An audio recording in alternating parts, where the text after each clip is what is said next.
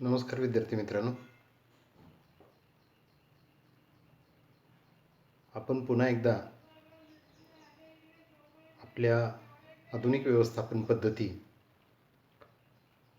6वी same म्हणजे तुमची शेवटची सेमच्या अभ्यासक्रमाला आजपासून आपण सुरुवात करत आहोत. जी 5व्या सेमची परीक्षा झाली ती आपल्याला निश्चितपणे चांगली गेली असेल. येत्या अवकाशी आपले रिझल्टही लागतील, परंतु कोरोनाच्या या परिस्थितीमुळे आपल्या SY आणि TYच्या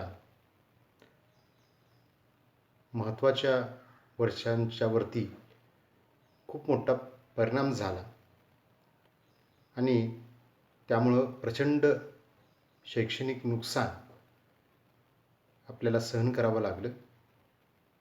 कारण या कोरोनाच्या पार्श्वभूमीवरती सर्वात महत्त्वाचं म्हणजे आपल्याला कोणत्याही प्रकारचं नियोजन, विशेषतः वैयक्तिक नियोजन करता शक्य होत नाही. त्यातून जर केलं ते बऱ्याच अंशी चुकतं किंवा बदलावं लागतं. कारण अनेक गोष्टी सरकार किंवा विद्यापीठ ठरवू लागलेलं आहे. विद्यापीठसुद्धा सरकारच्या गाईडलाईननुसार ठरवू लागलेलं आहे. त्यामुळे आपणासारख्या विद्यार्थ्यावरती त्याचा फार मोठा इम्पॅक्ट होताना दिसत आहे. अर्थात हे संपूर्ण जग म्हणा, देश म्हणा किंवा राज्य पातळीवरच्या गोष्टी आहेत. त्यामुळे आपणही एकटे त्याच्यामध्ये काही करू शकत नाही. आता ऑनलाईनच्या माध्यमातून आपल्याला शिकावं लागतं आहे आणि याची आपल्याला सवय नाही. असे व्हिडिओ ऐकणं हे आपल्याला इंटरेस्टिंग वाटत नाही आणि त्यामुळे याला प्रतिसाद मानावा तितकासा मिळत नाही. तरीसुद्धा जी परिस्थिती उद्भवलेली आहे त्या परिस्थितीला तर आपल्याला सामोरं जाण्याशिवाय दुसरा पर्याय नाही आणि या परिस्थितीमध्ये आपणापुढं दुसरा पर्यायही नाही. कारण जशा 5व्या सेमच्या परीक्षा झाल्या त्याच बेसवरती आपली 6व्या सेमच्या परीक्षा 15 जुलैच्या आसपास होण्याची शक्यता आहे आणि तत्पूर्वी आपल्याला आपले पहिले 3 टॉपिक जे आहेत अभ्यासक्रमामधील ते संपवणं आवश्यक आहे. MCQच्या धर्तीवरती आपल्याला शिकणं या ठिकाणी शक्य होणार नाही. आपण आपल्या रेग्युलर पद्धतीने शिकतोय आणि त्याच्याच आधारे आपल्या लॉजिकचा, आपल्या बुद्धिचातुर्याचा वापर करून आपल्याला ही परीक्षा पार पाडावी लागणार आहे.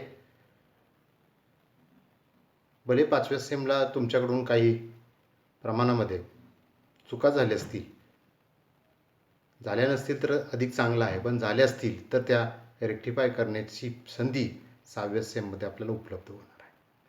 तर विद्यार्थी मित्रांनो, आपल्याला एकूण 4 टॉपिक आहेत. त्यातले 4था टॉपिक आपल्याला अभ्यासाला नाही. पहिले 3 टॉपिक आपल्याला आहेत. त्यातला पहिला टॉपिक जो आहे, आता दुसरा आणि तिसरा टॉपिकचा सिलेबस त्या वेळेला आपण लक्षात घेऊ.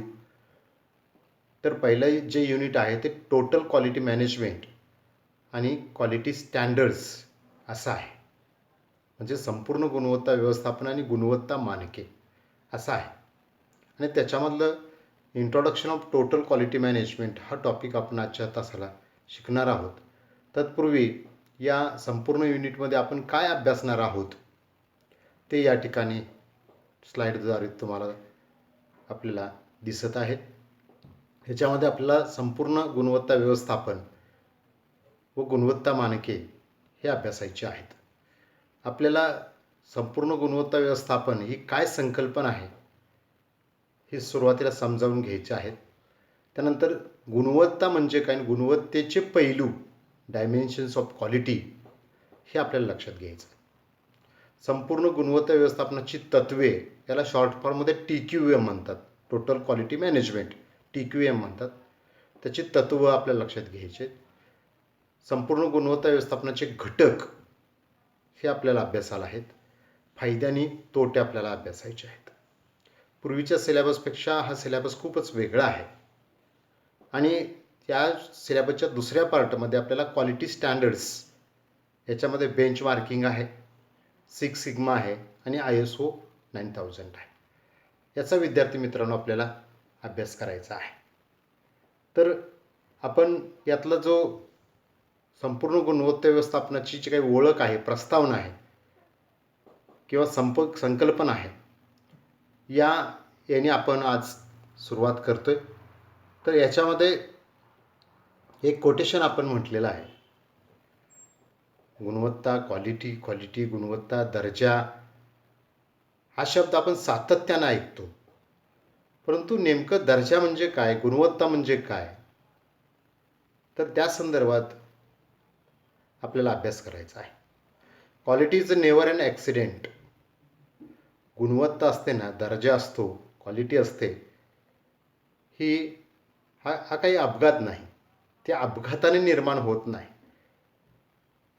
काल नव्हती आणि आज माझ्याकडे क्वालिटी निर्माण झाली असं होत नाही. एखादा प्रोडक्ट तसा सहजासहजी क्वालिटी त्याची तयार होत नाही. त्याला रॉ मटेरियल क्वालिटीचं लागतं.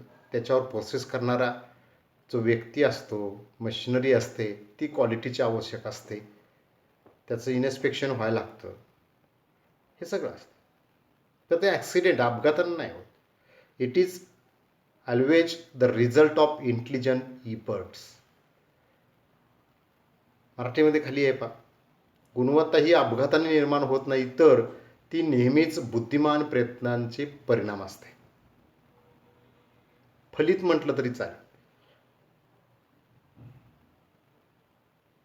म्हणजे तुम्ही जे काही तुमच्या बुद्धीच्या जोरावरती, तुमच्या ज्ञानाच्या जोरावरती, तुमच्या कौशल्याच्या जोरावरती, तुमच्या क्षमतेच्या जोरावरती जो काही चांगला प्रयत्न करता, चांगला अभ्यास केला, लॉजिक वापरलं, प्रश्न नीट वाचलेला होता आणि त्याचं उत्तर नीट आपण त्याच्यातलं निवडलं, ते बरोबर येतं.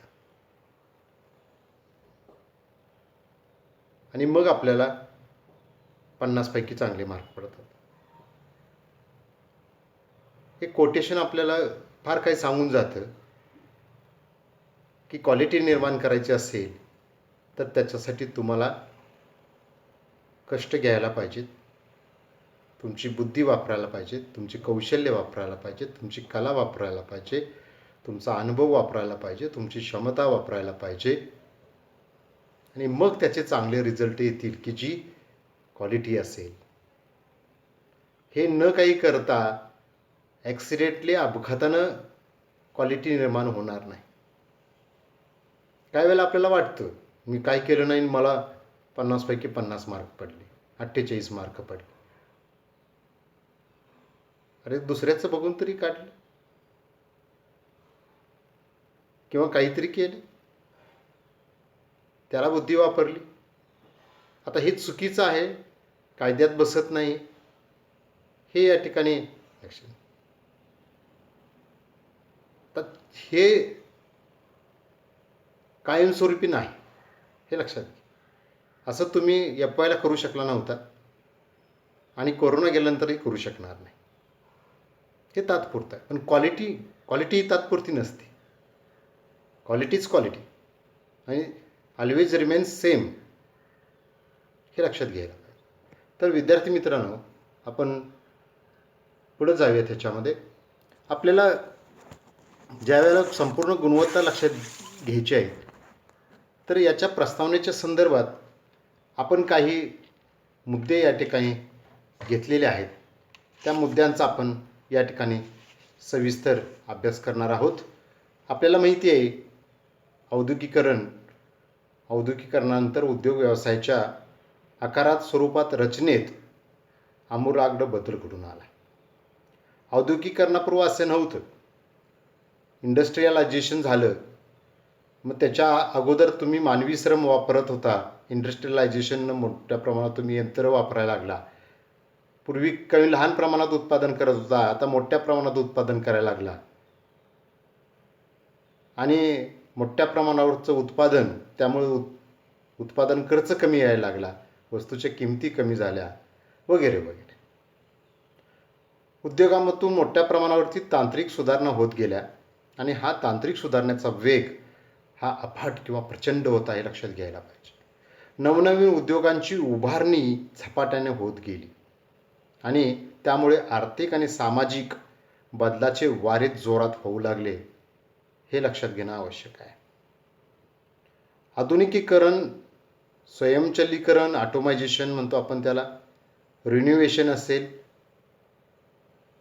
ह्या गोष्टी यामुळे सुरू झाल्या. तांत्रिक सुधारणा होऊ लागल्या. आर्थिक सामाजिक मोठ्या प्रमाणावरती बदल होऊ लागले. मागणीपूर्व मोठ्या प्रमाणावरील वस्तूंच्या उत्पादनामुळे व्यवसायामध्ये काय वाढली? स्पर्धा वाढली.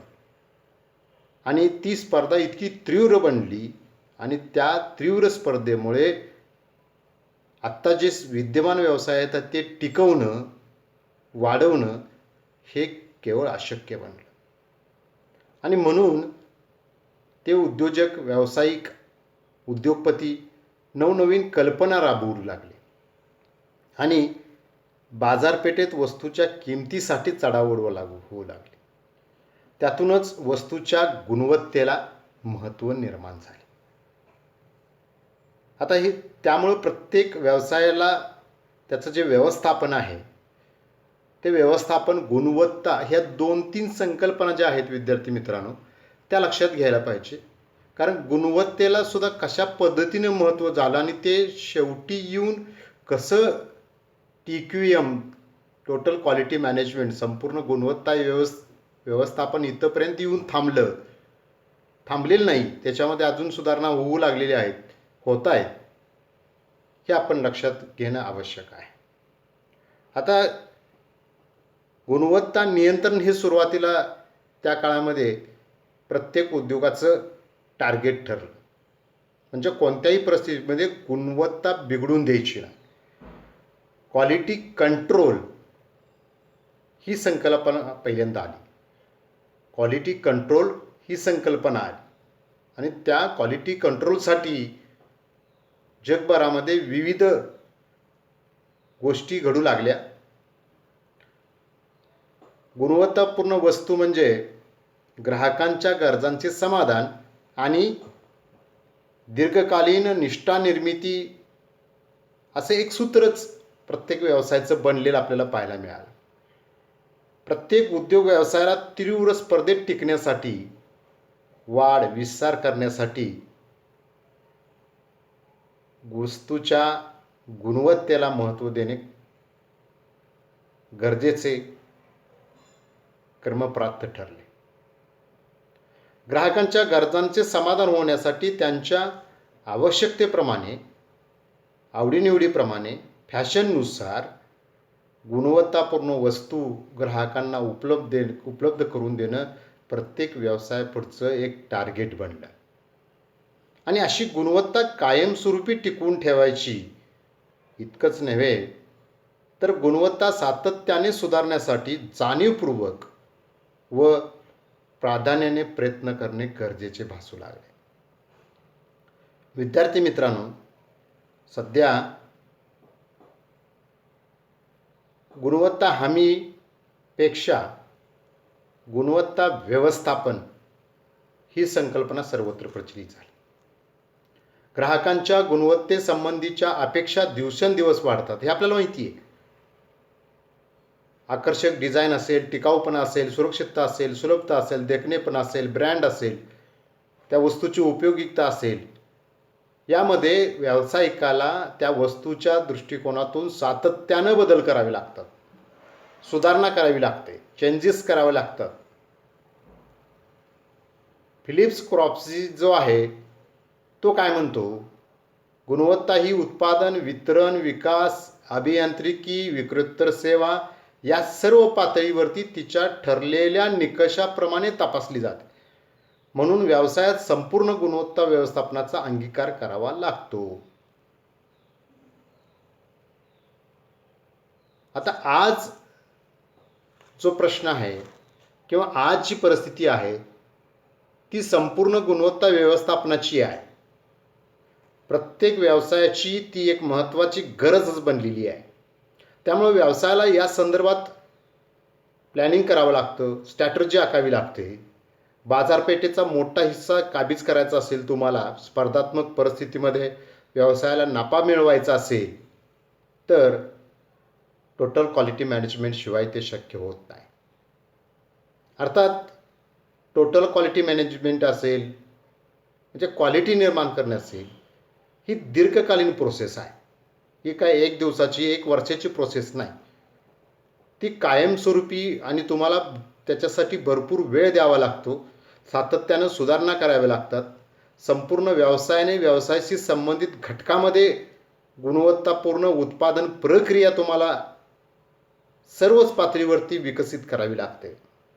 आणि फक्त विकसित करावी लागत नाही तर त्याची एक व्यवसायाची संस्कृती कायमस्वरूपी त्या ठिकाणी तुम्हाला निर्माण करावी लागते. अर्थात TQM ह्याचा जर अर्थ लक्षात घेतला तुम्ही अजून आपल्याला त्याच्याकडे जायचं आहे तर संपूर्ण हा शब्द याच्यावरून तुम्हाला लक्षात, संपूर्ण गुणवत्ता व्यवस्थापन म्हणजे हे फक्त गुणवत्ता व्यवस्थापनवर जे पहिल्यांदा गुणवत्ता नियंत्रण आलं, गुणवत्ता हमी आली, गुणवत्ता व्यवस्थापन आलं, पण आता गुणवत्ता व्यवस्थापनामध्ये पाठीमागं संपूर्ण शब्द आला. म्हणजे गुणवत्ता व्यवस्थापन हा थोडासा त्या दृष्टीनं संकुचित झाला होता. त्याला संपूर्ण शब्द लावून एक्सपान्शन, त्याचं पूर्ण एक्सपान्शन करण्यात आलं.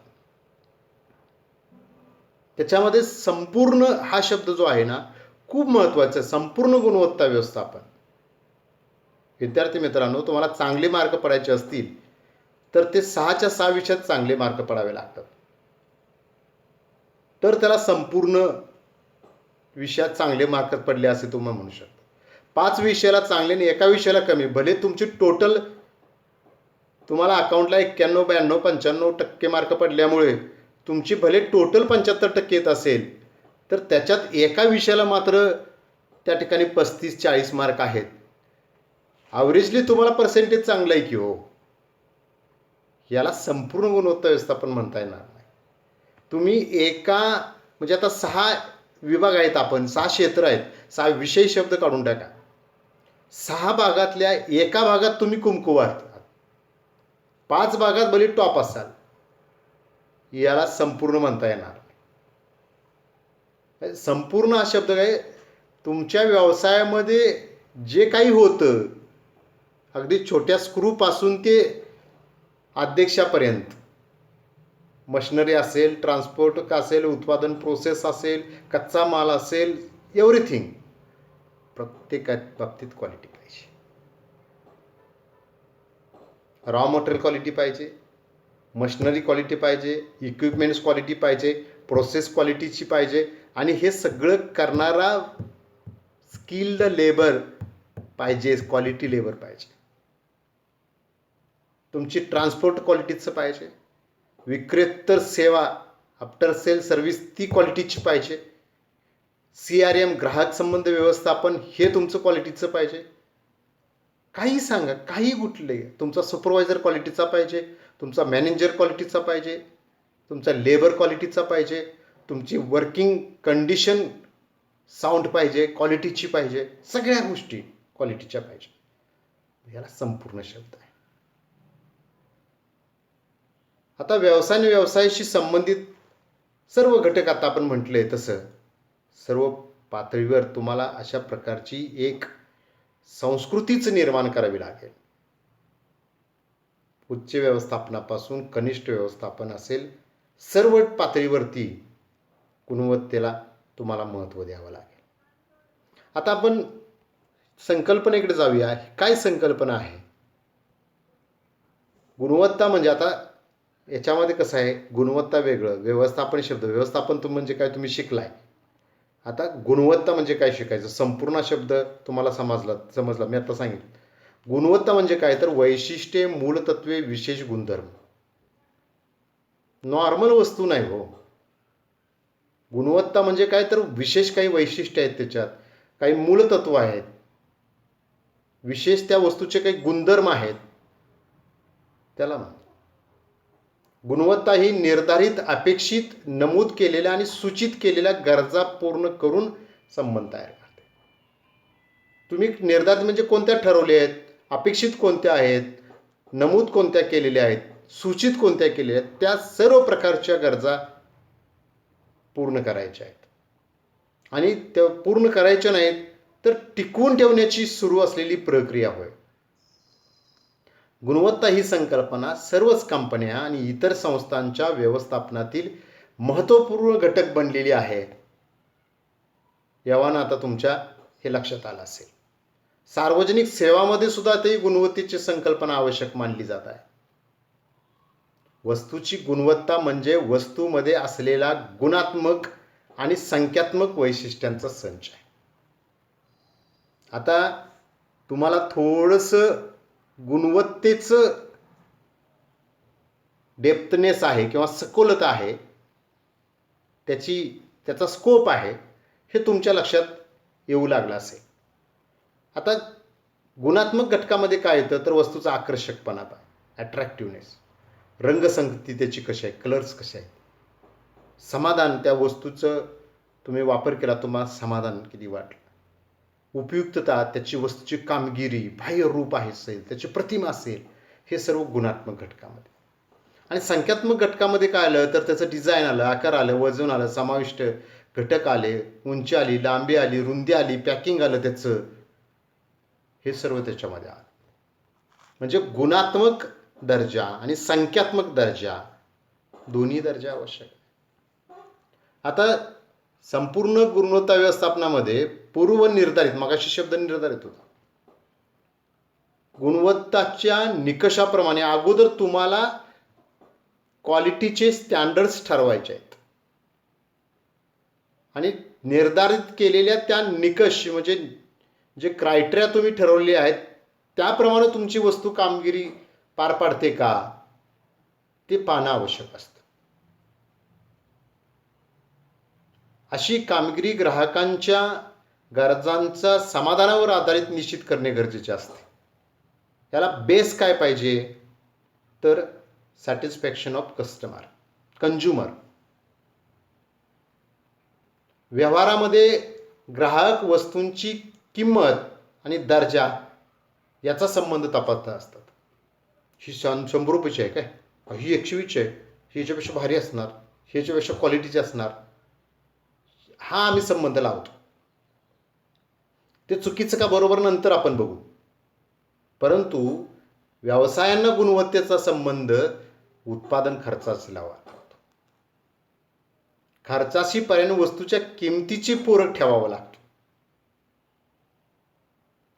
म्हणजे किंमत वस्तूची, उत्पादन खर्च आणि गुणवत्ता हे एकाच वेळेला तुम्हाला लक्षात घ्यावं लागतं, साईड बाय साईड. या दृष्टीने गुणवत्ता ही संकल्पना व्यवसायाची केंद्रबिंदू बनली आहे.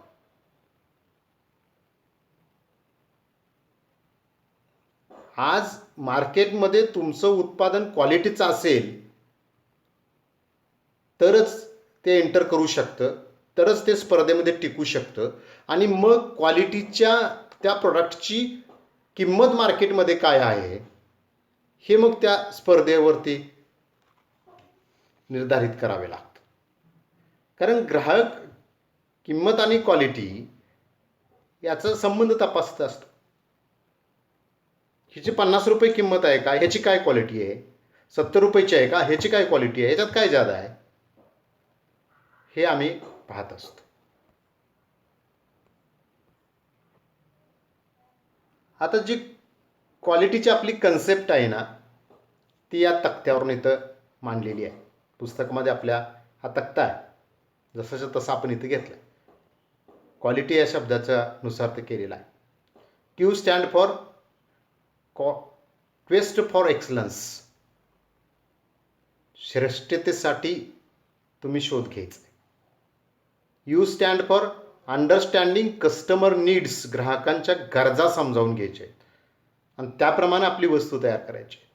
हे action to achieve customer appreciation. ग्राहकांचं अप्रिशिएशन मिळण्यासाठी तुम्हाला ॲक्शन घ्यायची आहे, कृती करायची आहे. ग्राहकाची पारख करण्यासाठीची कृती. ए स्टँड फॉर लिडरशिप, नेतृत्व. I stand involving all people, सर्वांचा समावेश. संपूर्ण म्हणता येणार नाही त्याशिवाय. सर्वजण पाहिजेत.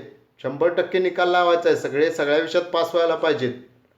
एका विषयात नापास झाला तर 100% निकाल नाही, संपूर्ण नाही. T stand for team spirit, to work for a common goal. हे सगळ्यात महत्त्वाचं आहे. समूह ध्येयासाठी संघस्फूर्तीनं कार्य करायचं. तुमचं टीमचं जे स्पिरिट आहे ते कशासाठी वापरायचं आहे, तर जे आमचं सामूहिक जे ध्येय आहे त्याच्यासाठी. सामूहिक ध्येय काय? To develop quality, to sustain the quality, to retain the quality. Y stand for yardstick, to measure progress. कामगिरी मोजण्यासाठी मापदंड. आणि मगाशी आपण बघितलं, निर्धारित केलं म्हणजे काय क्वालिटी असायला पाहिजे हे ठरवायचं आणि तिथंपर्यंत पोचायचं. आपल्याला बेंच मार्किंग कन्सेप्ट आहे, 6 कन्सेप्ट आहे, ISO कन्सेप्ट आहेत, क्वालिटी स्टँडर्ड्स म्हणतात त्यांना, मानके. आता इथं संपूर्ण गुणवत्ता व्यवस्थापनाच्या 2 व्याख्या आपण घेतल्यात. गुणवत्तेची व्याख्या आहे. संपूर्ण गुणवत्ता व्यवस्थापनाची नाही आहे, फक्त गुणवत्तेची व्याख्या आहे. गुणवत्ता म्हणजे ग्राहकांच्या व्यक्त आणि अव्यक्त गरजांचे समाधान करण्याच्या क्षमतेवर परिणाम करणाऱ्या वस्तू किंवा सेवा यांच्या मूळ तत्वांचा आणि वैशिष्ट्यांचा संच. वैशिष्ट्यांचा संच आहे. क्वालिटी मीन्स वस्तूंच्या वैशिष्ट्यांचा संच, की जो ग्राहकांच्या व्यक्त अव्यक्त गरजांचं समाधान करतो, त्याची ती कॅपॅसिटी असते. संभाव्य ग्राहकाला वस्तू आणि सेवेद्वारे मौल्यवान घटक प्रदान करणे म्हणजे दर्जा होय. दोन्ही व्याख्या आपल्याला सहजपणे लक्षात येतील. तर विद्यार्थी मित्रांनो, आपण आज फक्त संपूर्ण गुणवत्ता व्यवस्थापन आहे, आपण त्याच्यापर्यंत पोहोचलेलोच नाही. अजून आपण गुणवत्तेचा डिटेल अभ्यास करणार आहोत. डायमेन्शन्स ऑफ क्वालिटी, गुणवत्तेचे पैलू काय असतात, गुणवत्तेमध्ये आपल्याला काय लक्षात घ्यायचं आहे, काय मुद्दे त्याच्यामध्ये समाविष्ट आहेत, हे आपण आपल्या पुढच्या लेक्चरला लक्षात घेणार आहोत. तर विद्यार्थी मित्रांनो,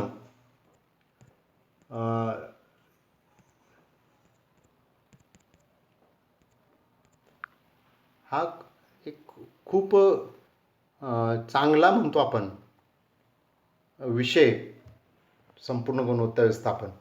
कारण उद्या तुम्ही तुमचा स्वतःचा उद्योग, व्यवसाय, व्यापार, धंदा काही करा, नोकरी करा. मी आपल्याला एक गोष्ट सांगू इच्छितो, आणि ती म्हणजे काय आहे, तर आपण उद्या कोणत्याही ठिकाणी नोकरी करा, तिथं आपलं एक स्थान निर्माण करायला पाहिजे. एखाद्या दिवस तुम्ही जर गैरहजर असाल तर तिथं तुमची उणीव जाणवली पाहिजे. अरे बाबा, हा असल्याशिवाय हे काही व्यवस्थित होत नाही. म्हणजे तुम्ही तुमच्या कामाच्या माध्यमातून तुमचं एक स्थान तिथं निर्माण केलं, आणि ते स्थान इतकं भक्कम असायला हवं पाहिजे की त्याच्यातून मग आपली उणीव लोकांना जाणवते. हा असला की खूप चांगलं होतं, हा आज नाही ना, खूप अडचणी येत. म्हणजे जिथं जाईल तिथं ना, साधं आपण क्लार्क होऊ, पण क्वालिटी, आपला एक कामाचा ठसा, आपल्या ज्ञानाचा, क्षमतेचा, कौशल्याचा एक ठसा त्या ठिकाणी उमटवायला पाहिजे, निर्माण करायला पाहिजे, की लोकांना आपण हवेच वाटले पाहिजे. आणि हे काही एका दिवसाचं काम नसतं. आपल्याला जगत असताना काही तत्व घेऊन जगावं लागतं. शिस्त असेल, वेळ पाळणं असेल किंवा कोणतंही काम व्यवस्थितपणे प्लॅनिंगने करणं असेल, काही वेळेला अपयश येतं. पण त्या अपयशाला सुद्धा आपण न खचून जाता त्याच्यातून मार्ग काढून आपण पुढे जातो. अनेक मोठ्या व्यक्ती, प्रसिद्ध व्यक्ती, प्रतिष्ठित व्यक्ती ह्या अशा खाचखळग्यांना, अडचणींना, संकटांना सामोरे जाऊनच मोठे झालेले असतात. मला असं म्हणायचं नाही की तुमच्या जीवनामध्ये सुद्धा अशी संकट, अडचणी, आता हे कोरोनाचं हे तुमच्या करिअरमधला सगळ्यात मोठा प्रॉब्लेमच आहे. ह्या ज्या काही गोष्टी आपण समोरासमोर अतिशय चांगल्या पद्धतीनं मोठ्या प्रमाणावरती व्यवस्थितपणे शिकू शकलो असतो, त्याच आपल्याला शिकता येत नाहीत. आपल्याला या मीडियाच्या माध्यमातून अप्रत्यक्षपणे शिकावं लागते. बॉडी लँग्वेजचा विषय नाही. तुम्हाला कितपत समजतंय, तुम्ही ऐकताय की नाही हे मला समजत नाही. एखादा प्रश्न असेल तो तुम्ही विचारू शकता मला, नाही असं नाही, पण या ठिकाणी ऑन प्रोसेसमध्ये ते होत नाही. अशा अनेक अडचणी आहेत. तर विद्यार्थी मित्रांनो, संपूर्ण गुणवत्ता व्यवस्थापन हे एक आपल्या आयुष्यामध्ये चांगली महत्त्वाची गोष्ट आहे आणि ती आपल्याला या टॉपिकच्या निमित्तानं आपल्यामध्ये रुजवायची आहे किंवा कायमस्वरूपी ती घट्ट करून बसवायची आहे. तर आजच्या तासाला आपण इथे थांबतोय. तुम्ही माझं लेक्चर ऐकून घेतलं, काही नोट्स तुम्ही लक्षात घेतले असतील, काही मुद्दे लक्षात घेतले असतील, माझा एखादा शब्द जरी तुम्हाला या संपूर्ण लेक्चरमध्ये जरी महत्त्वाचा वाटला तरीसुद्धा आजचं हे लेक्चर माझं सफल झालं असं मी मानेन. धन्यवाद.